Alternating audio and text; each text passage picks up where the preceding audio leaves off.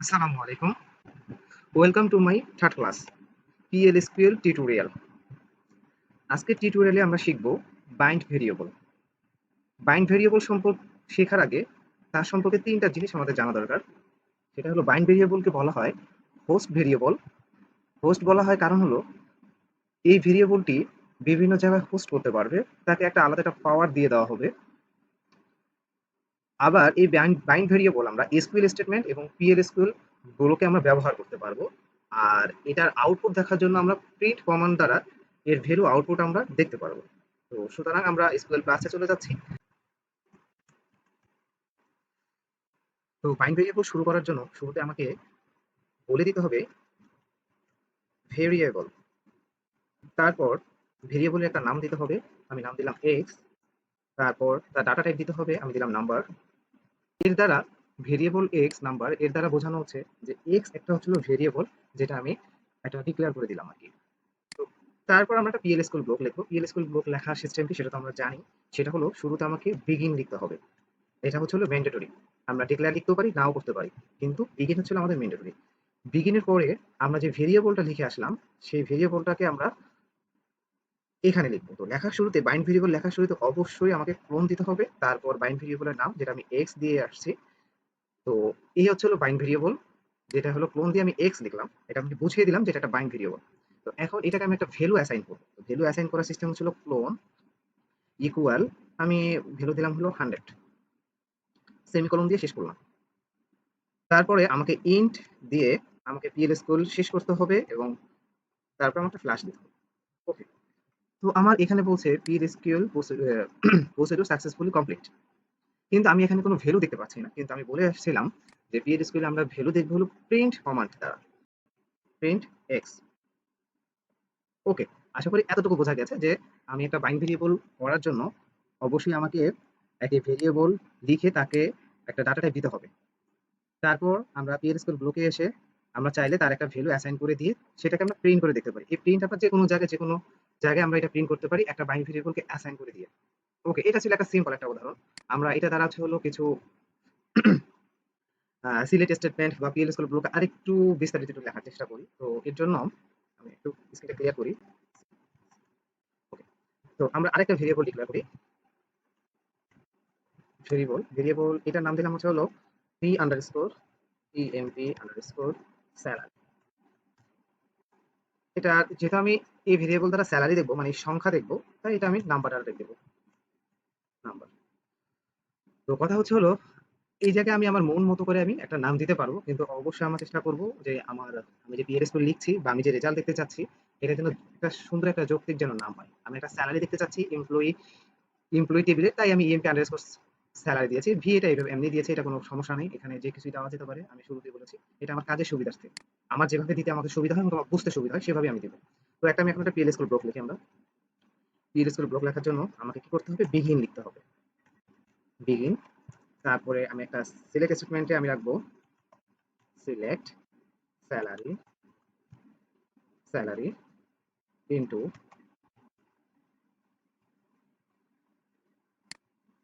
এই বাইন্ড ভেরিয়েবলটা আমরা এর আগেরবার শিখেছিলাম, সেটা হচ্ছে হলো ইনটু ক্লোজে আমরা একটা ভেরিয়েবল রাখি।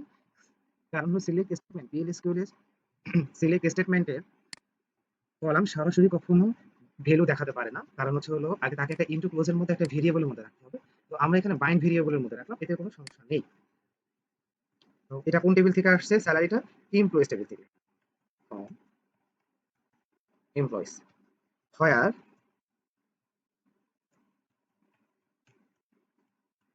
এমপ্লয়ি আইডি ইকুয়াল দিয়ে একটা এমপ্লয়ি আইডি নাম্বার দিলাম 178। ইন্ট PLSQL শেষ করলাম প্লাস।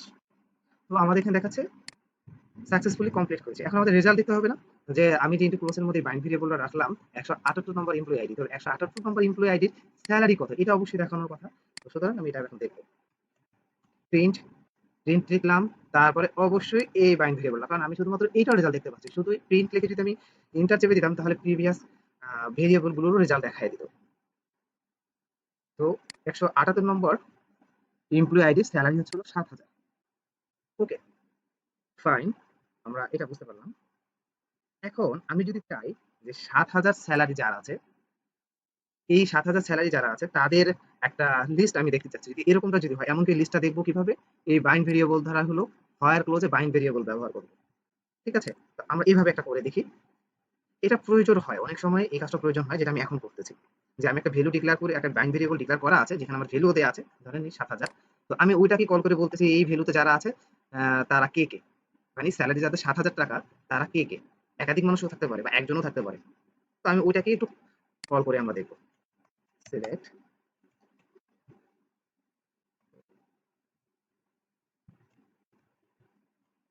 লগি আইডি। আমি শুধু লাস্ট নেমটাই নিচ্ছি। নিচ্ছি হলো সেলারিটাও নেই বোঝার জন্য। সেলারি ফ্রম এমপ্লয়িজ, তারপর হোয়ার ক্লজ, হোয়ার স্যালারি। তো হোয়ার স্যালারি দিয়ে আমি ইকুয়াল দিয়ে আমি ৭,০০০ লিখব না। যদি ৭,০০০ লিখি তাহলে অবশ্যই ৭,০০০ তো অবশ্যই দেখাবে। আচ্ছা আমরা ৭,০০০ টা করে দেখি। তো এই ৭,০০০ এ আমাদের ৩ জন এমপ্লয়ি ৳৭,০০০ স্যালারি পায়। কিন্তু আমি চাচ্ছি এখানে ৭,০০০ লিখব না। আমি এই জায়গাটায় আমি এই ৭,০০০ এর বাইন্ড ভেরিয়েবল কি? বাইন্ড ভেরিয়েবলের মধ্যেই তো ৭,০০০ আছে। এই বাইন্ড ভেরিয়েবলটার মধ্যে যেটা আমরা এই যে শুরুতে ডিক্লেয়ার করে এসেছিলাম। তো আমি চাচ্ছি হলো এই জায়গাটায় আমরা বাইন্ড ভেরিয়েবল দেব। তাহলেও কিন্তু আমাকে সেম রেজাল্টই দিবে। আমরা একটু এটা কপি করে নিই। তো ৭,০০০ এর জায়গায় আমি এই বাইন্ড ভেরিয়েবলটা এড করে দিলাম। ও সরি, আমি এখানে দেখেন লক্ষণীয় বিষয় হলো বাইন্ড ভেরিয়েবল শুরুতে অবশ্যই ক্লোন দিতে হবে। কিন্তু আমি কিন্তু ক্লোন দেইনি। তাই এটা একটু ভুল দেখিয়েছে। আমি ক্লোন দিয়ে আবার এটাকে রান করছি।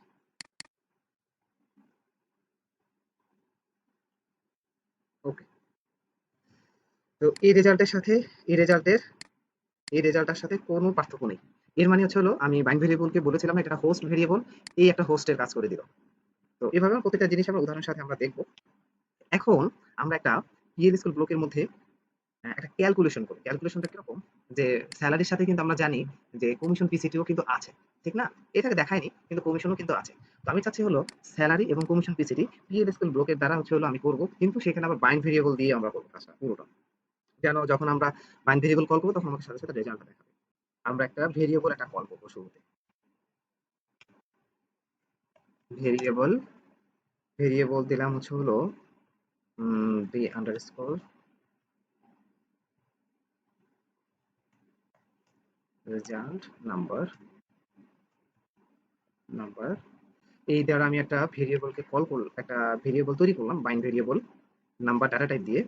তারপরে আমরা বিগিন দিয়ে হচ্ছে পিএলএসও শুরু করব। বিগিন এখন হচ্ছে হলো আমরা চাচ্ছি কি সিলেক্ট স্টেটমেন্টে, সিলেক্ট স্টেটমেন্টে আমরা চাচ্ছি হচ্ছে হলো স্যালারি ১২ মাসের স্যালারি এবং এর সাথে কমিশন পিসিটি গুণ করে আমাকে একটা কমিশন পিসিটি যোগ করে আমাকে একটা রেজাল্ট দেখাবে। ঠিক আছে? কারো যদি স্যালারি যদি হয় ৳১০,০০০ মাসে তাহলে ১২ মাসে কত হচ্ছে এবং তার সাথে কমিশন পিসিটি যোগ করে কত হচ্ছে? হবে না, এটা হলো আমার গুণ হবে। কারণ হলো ১২ মাসের স্যালারি আমি বের করতে চাচ্ছি।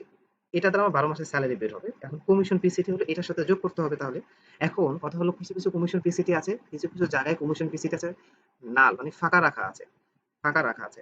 তো ওইটাকে আমাকে একটু হ্যান্ডেল করার জন্য আমাকে ব্যবহার করতে হবে এনভিএল।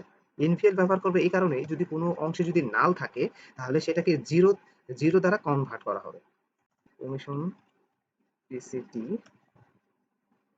কমা দিয়ে 0 বলে দিলাম। যদি যদি কমিশন পিসিটি কারো যদি নাল থাকে নাল তাহলে সেটাকে 0 দেখাবে। কারণ নালের সাথে কখনোই কোনো কিছুর ক্যালকুলেশন করা যায় না। যদি নালের সাথে এটা যদি নাল থাকে একেবারে পুরোটা 0 নাই ধরলাম, নাল যদি থাকে আর সেলারি যদি ১০,০০০ ১,০০,০০০ যাই থাকুক না কেন এটার সাথে যদি নাল ভ্যালু যোগ করা হয় তাহলে সেখানে 0 অ্যান্সার থাকে, কোনো রেজাল্ট দেখাবে না। তাই ওইটাকে হ্যান্ডেল করার জন্য ইনফিল দিয়ে আমরা এটা বলে দিচ্ছি কমিশন পিসি যদি থাকে তাহলে তো থাকলোই, যদি নাল থাকে তাহলে সেক্ষেত্রে আমাকে 0 দেখাবে। এইটাই হচ্ছিল মূলত কাজ। এটা সবসময় এই স্টাইলটা ফর্মুলা ব্যবহার করা উচিত। কারণ কখন নাল থাকতেছে আর কখন ভ্যালু থাকতেছে অনেক সময় এত, এত ডাটার মধ্যে আমি নাও বুঝতে পারি, নাও জানতে পারি। ঠিক আছে? তো এনভিএল অলওয়েজ ব্যবহার করতে হবে। ওকে, তাহলে আমরা একটা ইনটু ক্লোজ দিব। ইনটু ক্লোজ আমরা কি রাখবো? এই বাইন্ড ভেরিয়েবলটা রাখবো। শুরুতে অবশ্যই আমাকে কোন দিতে হবে, তারপর এই বাইন্ড ভেরিয়েবলটা। ফ্রম এমপ্লয়িজ হোয়ার, হোয়ার ক্লোজে আমরা দিব একটা নির্দিষ্ট একটা দিয়ে দিই। একটা এমপ্লয়ি আইডি দিয়ে দিই। আমার তো এত বেশি ডাটা দেখা দরকার নেই। আমি একটা নির্দিষ্ট করে ছোট করে দিই। এমপ্লয়ি আইডি ইকুয়াল, তো এর আগে আমরা 178 নম্বর দেখেছিলাম না, তো আমরা ওইটাই দেখি 178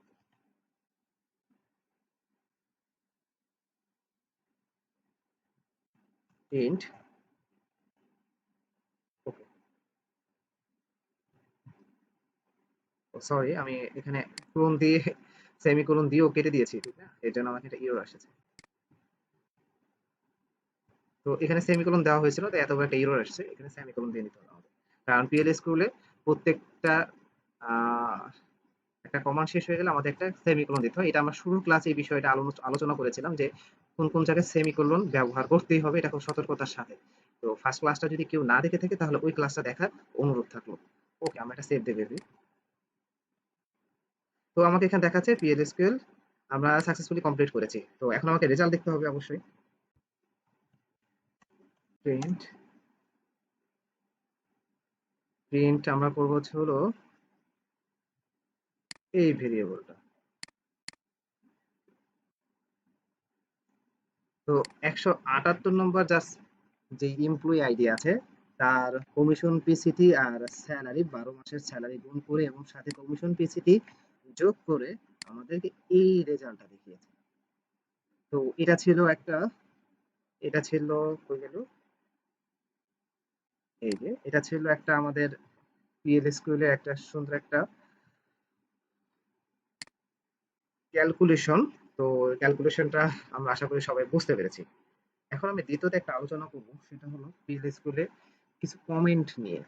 তো কমেন্টটা হচ্ছে হলো এই লেখার মাঝে আমি যে এটা কোনো এই যেটা ক্যালকুলেশন করেছি, এখানে যদি আমি একটা কোনো একটা তেমনি কমেন্ট যদি করে রাখতে পারতাম তাহলে বিষয়টা দেখতে অনেক সুন্দর হতো। অনেক সময় দেখা যায় এটা হয়তো অল্প কিছু কয়েক লাইনের কোড, কিন্তু এটা যদি অনেক বড় কোড হয় সেক্ষেত্রে অনেক ধরনের কাজ হয়। মাঝে মাঝে প্রয়োজন হয় কিছু কমেন্ট করে রাখার জন্য যে আমি এটা এই কারণে করেছি, আমি এই কাজটা এই কারণে করেছি, এটা লিখে রাখার প্রয়োজন হয়। তো কিন্তু এটা লিখে রাখলে আমার ফাংশনেও আমার কোনো ধরনের প্রবলেম হবে না।